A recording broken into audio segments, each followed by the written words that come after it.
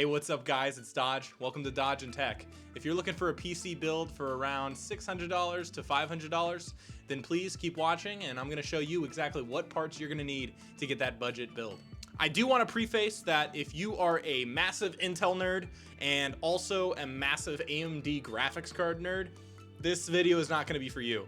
I'm going to be definitely using an AMD CPU today as well as an NVIDIA GPU just to add that extra performance and quality. To start off, well, we're going to go with the CPU. I chose the Ryzen 5 3600.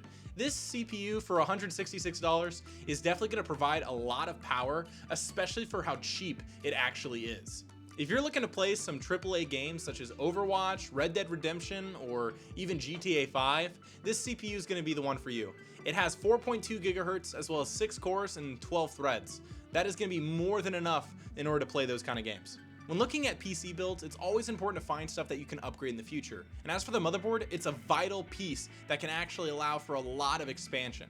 For the motherboard, I chose a Gigabyte B450 motherboard. This is going to house at least 4 DIMM slots for any RAM, as well as 3 PCIe Express slots. Now, the first one though, you'll definitely want to use for your graphics card, which I'll get to later.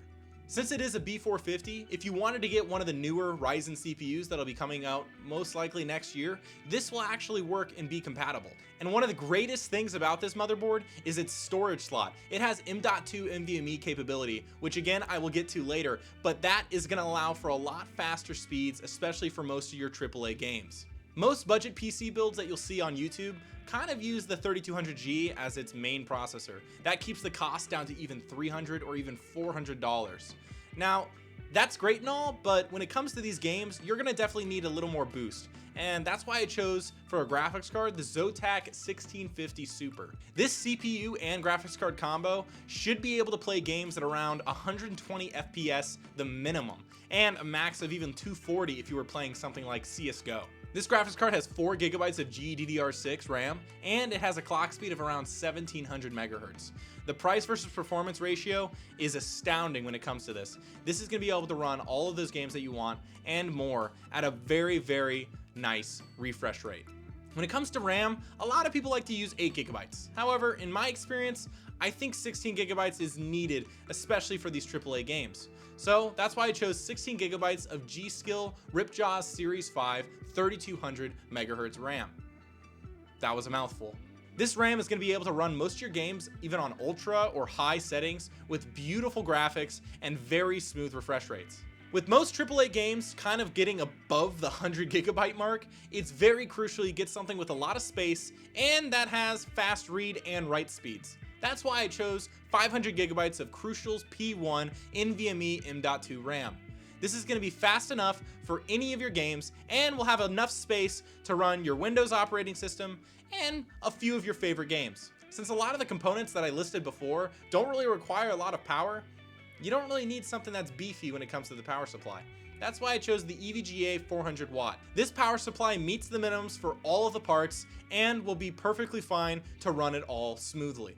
Finally, to fit it all together, I chose the CompuSec HEC HX300.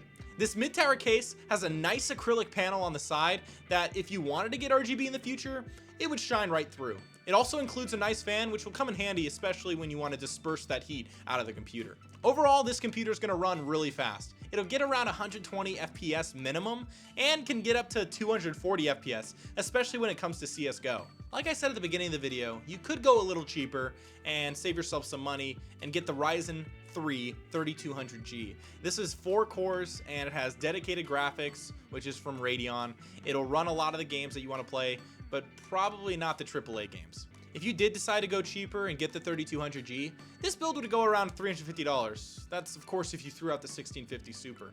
But if you kept the Super and also the 3200G, you would not only get a dedicated graphics card, but you'd also get integrated graphics, which honestly doesn't hurt, because if you did want to do some streaming or something, or run a lot more Chrome tabs, you could do it. But again, for $600, this build is as cheap as it probably gets. I don't think you're gonna find any other build out there for even lower that has the same performance and price ratio. If you guys did enjoy this video, please drop a like, and if you have any questions or concerns or any future video ideas in general, please go in the comment section below and just message me. I don't have a lot of subscribers, so anything you say, I'll probably respond to.